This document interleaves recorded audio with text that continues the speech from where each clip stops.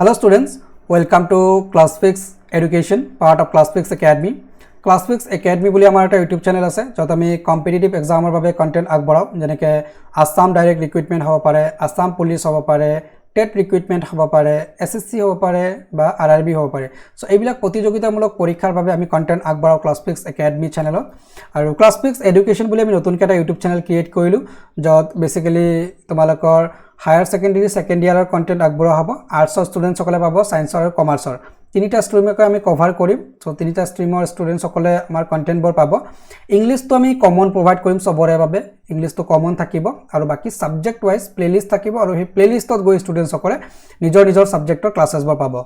আৰু ক্লাছৰ লগে লগে আমি প্ৰতিটো ক্লাছৰ শেষত PDF এটা দিম যত নোটস থাকিব। সেই নোটসবোৰ ইচ্ছা কৰিলে প্ৰিন্ট আউটো উলিয়াই ল'ব পাৰিব ষ্টুডেন্ট সকলে বা লিখিও ল'ব পাৰিব। সো কমপ্লিট আমি কোৰ্স আপোনালোকক প্ৰভাইড কৰি দিম আমাৰ ইউটিউব চেনেলত। সো ডেফিনেটলি সবে চেনেলটো সাবস্ক্ৰাইব কৰি বেল আইকন প্ৰেছ কৰি ৰাখিবা ক্লাছবোৰ পাবলৈ। আৰু আফটাৰ 1000 সাবস্ক্ৰাইবাৰ 1000 সাবস্ক্ৰাইবাৰ হোৱাৰ লগে লগে আমি শিডিউল এটা দিম যত লাইভ ক্লাছৰ শিডিউল দিয়া হ'ব। আমি এটা নিৰ্দিষ্ট সময়ত লাইভ ক্লাছত জয়েন কৰি সবকে ক্লাছবোৰ প্ৰভাইড কৰাম, ঠিক আছে। সো যি কি নহওক আমি আগবাঢ়িছো আমাৰ আজিৰ এই ভিডিঅ'টোলৈকে। আজিৰ এই ভিডিঅ'ত আমি বেসিক্যালি ইংলিছৰ যেটো সিলেবাস আপডেটেড সিলেবাস, সেই আপডেটেড সিলেবাসটো আজি আমি বুজাই দিম আৰু ষ্টুডেন্ট সকলে কি পঢ়িব লাগে আৰু কি পঢ়িব নালাগে, কেনেকৈ পঢ়িব লাগে সবিশেষ আমি আলোচনা কৰিম আজিৰ এই ভিডিঅ'টোত। সো ভিডিঅ'টো তোমালোকে স্কিপ নকৰিবা, ভিডিঅ'টো প্ৰথমৰ পৰা শেষলৈকে চাই থাকিবা। কিবা ডাউট থাকিলে, কিবা সুধিব লগা থাকিলে নিশ্চয় কমেন্ট সেকশনত জনাবা, মই প্ৰতিটো কমেন্টৰে ৰিপ্লাই কৰিম। সো কিবা মনত যদি ডাউট থাকে নিশ্চয় কমেন্ট সেকশনত কমেন্ট কৰিবা আৰু বন্ধু বান্ধৱীলৈ শেয়াৰ কৰি দিবা ভিডিঅ'টো যাতে তেওঁলোকেও জয়েন কৰিব পাৰে ক্লাছত আৰু তেওঁলোকেও যাতে আমাৰ পৰা বেনিফিটটো পায়। তো যি কি নহওক আজি আমি সিলেবাসৰ বিষয়ে আলোচনা কৰিম। সিলেবাস হৈছে তোমালোকৰ ইংলিশ। সো ইয়াতে চোৱা ইংলিশ কোৰ বুলি আছে। সো ইংলিশ কোৰ মানে কি? ইংলিশ কোৰ হৈছে যে এই পেপাৰটো তোমালোকৰ সবৰ বাবে কম্পালসৰি হয়। সো আৰ্টছৰ ষ্টুডেন্টৰ বাবে কম্পালসৰি, সায়েন্সৰ ষ্টুডেন্টৰ বাবে কম্পালসৰি, কমাৰ্চৰ ষ্টুডেন্টৰ বাবে এইটো পেপাৰ কম্পালসৰি। সো সেইভাবে এইটো কোৰ বুলি লিখা আছে। আৰু সিলেবাসৰ হেডলাইনটো কি আছে? Syllabus for higher secondary course. So এটা তোমালোকৰ হায়াৰ সেকেন্ডাৰী কোৰ্সৰ সিলেবাস হয়। তো যি কি নহওক ইয়াতে সিলেবাসত তোমালোকৰ গোটেইখিনি মই বুজাই দিম যে তোমালোকৰ কোনটো পোৰ্শনৰ পৰা কিমানটা কোৱেশ্চন আহিব, কিমান মাৰ্কছৰ কোৱেশ্চন আহিব আৰু কিদৰে তোমালোকে প্ৰিপাৰেচন কৰিবা, কোনখিনি পঢ়িব লাগে, কোনখিনি পঢ়িব নালাগে সবিশেষ মই আলোচনা কৰিম। সো ইয়াতে যদি তোমালোকে চোৱা তোমালোকৰ যেটো ইংলিশ পেপাৰ আছে, ইংলিশ পেপাৰটো তোমালোকৰ 100 নম্বৰত হ'ব, অৰ্থাৎ 100 মাৰ্কছৰ ভিতৰত পৰীক্ষা হ'ব। সময় থাকিব 3 ঘণ্টা, অৰ্থাৎ 3 ঘণ্টা তোমালোকে পেপাৰটো লিখিব পাৰিবা। 100 নম্বৰৰ ভিতৰত হ'ব পৰীক্ষা। এতিয়া তোমালোকৰ এই গোটেই 100 নম্বৰৰ পৰীক্ষাক একচুয়ালি সেকশন হিচাপে 4টা সেকশনত ভাগ কৰা হৈছে, ঠিক আছে। সেকশন কি হৈছে? A B C D এই 4টা সেকশনত ভাগ কৰা হৈছে। প্ৰতিটো সেকশনত তোমালোকৰ কন্টেন্টবোৰ বেলেগকে প্ৰিপাৰেচন চলাব লাগিব। সো সেই সিলেবাসটো তোমালোকে বুজি লোৱা আৰু সেই হিচাপে কিন্তু তোমালোকে পঢ়িবা। সো আমাৰ ষ্টুডেন্ট সকলে কিন্তু পঢ়ে, যথেষ্টখিনি সময় দিয়ে, তথাপি ষ্টুডেন্ট সকলৰ ৰিজাল্ট নহয় বা মাৰ্কস ইনক্ৰিজ নহয়। তাৰ কাৰণটো কি? বা যিমানখিনি নম্বৰ পাব লাগিছিল সিমান নম্বৰ নাপায়। তাৰ কাৰণটো কি? তাৰ কাৰণটো হৈছে যে ষ্টুডেন্ট সকলে এফৰ্ট দিয়ে ঠিকে, কিন্তু সিলেবাসত কি আছে সিলেবাসটো প্ৰথমে একেবাৰে নবুজাকে একেবাৰে অন্ধৰ নিচিনাকে কেৱল কিতাপৰখিনিয়ে পঢ়ি থাকে। নহয়, তেনেকে নকৰিবা। তোমালোকে সিলেবাসটো প্ৰথমে বুজি ল'বা, কোনটো পোৰ্শনৰ পৰা কিমান মাৰ্কস আহিব সেইটো পোৰ্শনত তেনেকে তুমি সময় দিবা।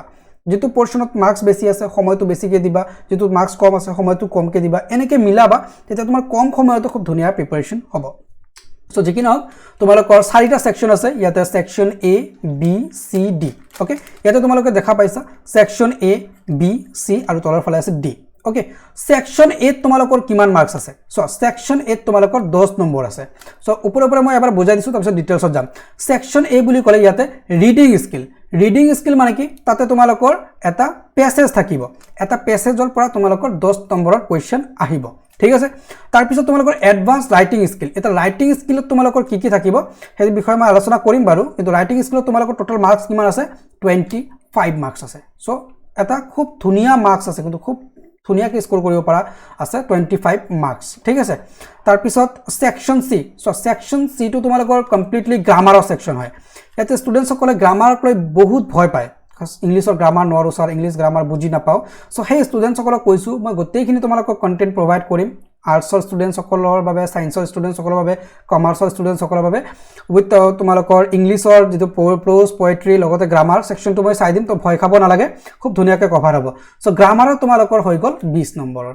তো এতিয়া মুঠতে তোমালোকৰ কিমান নম্বৰৰ হ'ল ইয়াতে চোৱাচোন, ইয়াতে 20 আৰু 10 তোমালোকৰ 30, 30 আৰু 25 35, অৰ্থাৎ 35 নম্বৰৰ ইয়াতে হৈ গ'ল, ঠিক আছে। নেক্সট তোমালোকৰ যিটো আছে সেইটো আছে তোমালোকৰ ছেকশ্যন ডি, অ'কে। ইয়াতে পিডিএফৰ তলত আছে, এইটো তোমালোকক দেখাইছোঁ, এইটো তোমালোকৰ ছেকশ্যন ডি, অ'কে। ছেকশ্যন ডিত তোমালোকৰ কিমান নম্বৰ আছে? 30 নম্বৰ আছে, ঠিক আছে। 30 নম্বৰ ফ্লেমিংগৰ পৰা আছে আৰু ভিষ্টাছৰ পৰা আছে 15 নম্বৰ। মুঠতে মিলাই তোমালোকৰ ছেকশ্যন ডিত আছে 45 নম্বৰ, অ'কে। আনফালে ছেকশ্যন এ বি চি মিলাই আছিলে আমাৰ কিমান? 55 আৰু ইয়াতে আমাৰ কিমান আহি গ'ল? 45। এই দুটা মিলাই আমাৰ 100 মাৰ্কছৰ পেপাৰ আহিব। এতিয়া প্ৰতিটো ছেকশ্যনৰ কণ্টেণ্ট কি কি পঢ়িব লাগিব? ছেকশ্যন এৰ পৰা তোমালোকে কি পঢ়িবা, ছেকশ্যন বিৰ পৰা তোমালোকে কি পঢ়িবা, ছেকশ্যন চিৰ পৰা কি পঢ়িবা, ডিৰ পৰা কি পঢ়িবা, এইবিলাক জানিব লাগিব নে নাই? ডেফিনেটলি জানিব লাগিব। চ' সেইটো তোমালোকক মই ক্লিয়াৰ কৰি দিছোঁ, প্ৰথমৰ পৰা শেষলৈকে চাই থাকিবা, ঠিক আছে। স্কিপ নকৰিবা, তোমালোকক মই গোটেইখিনি চিলেবাছ কভাৰ কৰাই দিম, তোমালোকে একো টেনশ্যন ল'ব নালাগে, অ'কে। নোটছো মই প্ৰভাইড কৰিম, একদম ৰিটেন তোমালোকৰ টাইপ নোট থাকিব, ইচ্ছা কৰিলে তোমালোকে প্ৰিণ্ট আউট উলিয়াই লৈ পঢ়িব পাৰিবা খুব ধুনীয়াকৈ। যিটো ছেকশ্যন এ বুলি কৈছিলোঁ, ছেকশ্যন এত তোমালোকৰ 10 নম্বৰ আছিলে। ইয়াতে 10 নম্বৰটো ক'ৰ পৰা থাকিব?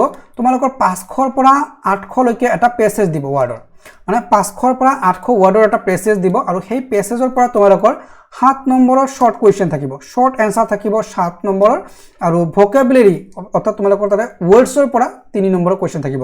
এই 7 আৰু 3 মিলাই 10 হৈ গ'ল, অৰ্থাৎ তোমালোকৰ 800 বা 500ৰ ভিতৰত যিটো থাকিব, 800ৰ পৰা 500 ৱাৰ্ডৰ ভিতৰত তোমালোকৰ পেৰাগ্ৰাফ থাকিব, তাৰে পৰা তোমালোকৰ 7 নম্বৰৰ শ্বৰ্ট কুৱেশ্যন আৰু 3 নম্বৰৰ ভকেবুলাৰীৰ পৰা কুৱেশ্যন আহিব। এতিয়া ছেকশ্যন বি, ছেকশ্যন বিত তোমালোকৰ কি থাকিব? ছেকশ্যন বিত তোমালোকৰ 25 মাৰ্কছ থাকিব। ইয়াতে তোমালোকে যদি চোৱা, তোমালোকৰ ইয়াতে এডভান্স ৰাইটিং স্কিল বুলি ক'লে প্ৰথমতে তোমালোকৰ 5 নম্বৰৰ এটা কুৱেশ্যন থাকিব এডভাৰটাইজমেণ্ট বা ন'টিছ ৰাইটিঙৰ পৰা। খুব ইম্পৰ্টেণ্ট হয়, এটা পেটাৰ্ণ যদি তোমালোকে জানি যোৱা বা এটা পেটাৰ্ণ যদি তোমালোকে বুজি লোৱা, তেতিয়া কিন্তু তোমালোকৰ আৰু অসুবিধা নহয়, প্ৰতিটো ন'টিছ বা এডভাৰটাইজমেণ্ট লিখিব পাৰিবা খুব ধুনীয়াকৈ, মই শিকাই দিম বাৰু, অ'কে। তাৰপিছত ইয়াতে ডিজাইনিং অৰ ড্ৰাফটিং পোষ্টাৰ, অৰ্থাৎ ন'টিছ ৰাইটিং, পোষ্টাৰ ৰাইটিং, তাৰপিছত তোমালোকৰ ইনভিটেশ্যন ৰাইটিং আৰু ৰিপ্লাই, এইবোৰৰ ওপৰত তোমালোকৰ 5 নম্বৰ এটা থাকিব, ঠিক আছে। খুব ধুনীয়া হয়, এটাৰ পৰা দুটা যদি প্ৰেক্টিছ কৰা, বাকীবোৰ নিজে কৰিব পাৰিবা, ঠিক আছে। তাৰপিছত ৰিপৰ্ট তোমালোকৰ এটা লিখিব লাগিব, ৰিপৰ্টত তোমালোকৰ 10 নম্বৰ থাকিব। ৰিপৰ্টটো তোমালোকৰ 100ৰ পৰা 125 ৱাৰ্ডত লিখিব লাগিব। এতিয়া বহুত ষ্টুডেণ্টে কি কৰে, ৰিপৰ্টটো লেখাৰ ক্ষেত্ৰত 50 ৱাৰ্ডৰ এটা ৰিপৰ্ট লিখি দিয়ে, তেতিয়া তাৰ মাৰ্কটো কাটা যায়, ঠিক আছে। 100ৰ পৰা 125 ৱাৰ্ডৰ ভিতৰত কিন্তু ৰিপৰ্টটো লিখিব লাগিব, মানে বেছি তুমি সৰু কৰিব নোৱাৰা, আৰু বেছি ডাঙৰ কৰি যে 150-200 ৱাৰ্ডত লিখিলা তেতিয়াও তোমাৰ নহ'ব। 100ৰ পৰা 125 ৱাৰ্ডলৈকে তুমি কাউণ্ট কৰি লিখিব লাগিব। তাৰপিছত তোমালোকৰ লগতে আৰু কিছু ৰাইটিং স্কিল আছে, য'ত তোমালোকৰ 10 মাৰ্কছ থাকিব, যেনেকৈ তোমালোকে বিজনেছ বা অফিচিয়েল লেটাৰ লিখিব লাগিব, মানে লেটাৰ ৰাইটিং আৰু, ঠিক আছে। তাৰপিছত লেটাৰ টু এডিটৰক লেটাৰ লিখিব লাগিব। তাৰপিছত জব এপ্লিকেশ্যন তোমালোকে লিখিব লাগিব। চ' এই তিনিটাও মই খুব ধুনীয়াকৈ শিকাই দিম, তোমালোকে পাৰিবা যদি তোমালোকে খুব ধুনীয়াকৈ ক্লাছেছবোৰ এটেণ্ড কৰা। তাৰপিছত ছেকশ্যন চি, ছেকশ্যন চি অৰ্থাৎ আমাৰ গ্ৰামাৰ ছেকশ্যন আছিলে, এই গ্ৰামাৰ ছেকশ্যনত 20 নম্বৰৰ কুৱেশ্যন আমাৰ থাকিব। খুব ধুনীয়াকৈ পাৰিবা 20 নম্বৰৰ, 20ৰ ভিতৰত 20 আমি পাব পাৰি যদি অলপ কনচেপ্ট ক্লিয়াৰ থাকে, ভালকৈ যদি প্ৰিপাৰেশ্যন চলোৱা 20ৰ ভিতৰত 20 পাবা। চ' যি কি নহওক তোমালোকৰ নেৰেশ্যনৰ পৰা, ডাইৰেক্ট নেৰেশ্যন, ইনডাইৰেক্ট নেৰেশ্যনৰ পৰা 4 নম্বৰৰ কুৱেশ্যন আহিব। ভইচৰ পৰা অৰ্থাৎ ভইচ চেঞ্জৰ পৰা তোমালোকৰ কুৱেশ্যন থাকিব 3টা, ঠিক আছে। অৰ্থাৎ 3টা কৰিব লাগিব, 5টা থাকিব, তাৰে ভিতৰত 3টা তোমাৰ কৰিব লাগিব। টেন্স বুলি ক'লে ইয়াতে কাৰেক্ট টেন্স, ঠিক আছে। কাৰেক্ট টেন্সৰ পৰা তোমালোকৰ 5টা কুৱেশ্যন আহিব। কাৰেক্ট টেন্সটো অলপ ভালকৈ পঢ়িবা, ইয়াতে 5টা কুৱেশ্যন অৰ্থাৎ 5 নম্বৰৰ কুৱেশ্যন আছে ইয়াতে, ঠিক আছে। প্ৰিপজিশ্যন তোমাৰ থাকিব, প্ৰিপজিশ্যনৰ পৰা 4টা কুৱেশ্যন আহিব।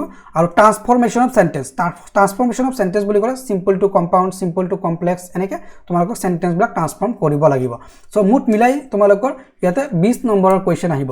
তো হৈ গ'ল তোমালোকৰ ইয়াতে কিমান 55 মাৰ্কছ হৈ গ'ল ছেকশ্যন চি লৈকে, অৰ্থাৎ ছেকশ্যন চিত আছিলে 20 নম্বৰ, ছেকশ্যন বিত আছিলে তোমালোকৰ 25 নম্বৰ, আৰু 10 নম্বৰ আছিলে ছেকশ্যন এত। এতিয়া তোমালোকৰ মেইন যিটো কণ্টেণ্ট ইয়াতে ছেকশ্যন ডি, অ'কে। ছেকশ্যন ডিত তোমালোকৰ একচুৱেলি 2টা পাৰ্টত হ'ব। তোমালোকৰ ছেকশ্যন ডিত টোটেল মাৰ্কছ আছে 45, এটা তোমালোকৰ 30 যিটো তোমালোকৰ ফ্লেমিংগৰ পৰা আহিব, আৰু তোমালোকৰ 15 মাৰ্কছ আহিব ভিষ্টাছৰ পৰা, ঠিক আছে। টোটেল মিলাই 45। চ' এতিয়া ফ্লেমিংগৰ পৰা কি আহিব? চ' ফ্লেমিংগত তোমালোকৰ প্ৰ'জ আৰু পয়েট্ৰি দুটাই আছে।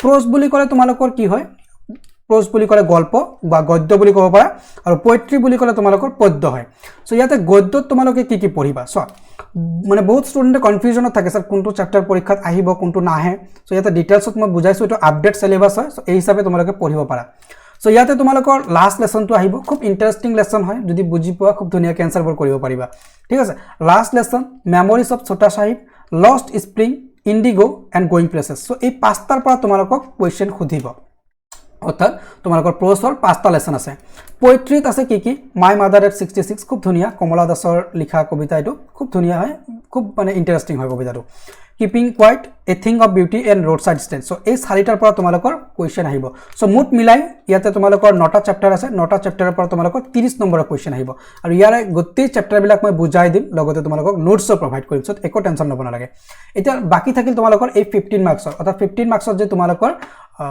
ভিস্তাছৰ পৰা আহিব ফ্লেমিঙ্গো হৈ গল এটা ভিস্তাছ এই ভিস্তাছৰ পৰা 15 নম্বৰৰ কোৱেশ্চন আহিব এই 15 নম্বৰৰ ভিতৰত তোমালোকৰ পঢ়িব লাগিব the Tiger King which is very very important the enemy পঢ়িব লাগিব on the face of it memories of ছোটা সাহিব মাঘ বিহু এটো পঢ়িব লাগিব সো এই পাঁচটাৰ পৰা তোমালোকৰ 15 নম্বৰৰ কোৱেশ্চন আহিব সো মুঠ আমাৰ কিমান হৈ গল সেকশন 8 থাকিলে আমাৰ 10 নম্বৰ সেকশন বি থাকিলে 25 নম্বৰ advance writing skill section C থাকিলে 20 নম্বৰ গ্ৰামাৰ তাৰ পিছত ফ্লেমিঙ্গৰ পৰা 30 নম্বৰ আৰু ভিস্তাছৰ পৰা 15 নম্বৰ এই মুঠ মিলাই আমাৰ 100 নম্বৰত হ'ব পৰীক্ষা ওকে সময় আমি কিমান পাম 3 ঘন্টা সময় পাম আই হোপ সিলেবাসটো তোমালোকে বুজি পাইছা আৰু যদি সিলেবাসৰ পিডিএফটো লাগে তেনে ডেফিনেটলি আমি দুটা লিংক দিছো তোমালোকৰ ডেসক্ৰিপচনত এটা টেলিগ্ৰামৰ লিংক এটা হোৱাটসঅ্যাপ চ্যানেলৰ লিংক সো যিকোনো এটা জয়েন কৰি লব পাৰা বা দুটা জয়েন কৰিব পাৰা সো আমি ইয়াতে সিলেবাসটো তোমালোকক অফিশিয়াল সিলেবাস হয় এই অফিশিয়াল সিলেবাসটো আমি তাতে আপলোড কৰি দিম তাৰে পৰা লৈ লব পাৰিবা তো যি কি নহওক সিলেবাসটো আছিল এতিয়া তোমালোকে ক'ব লাগে যে আমি কোনটো লেসনৰ পৰা ষ্টাৰ্ট কৰিব লাগে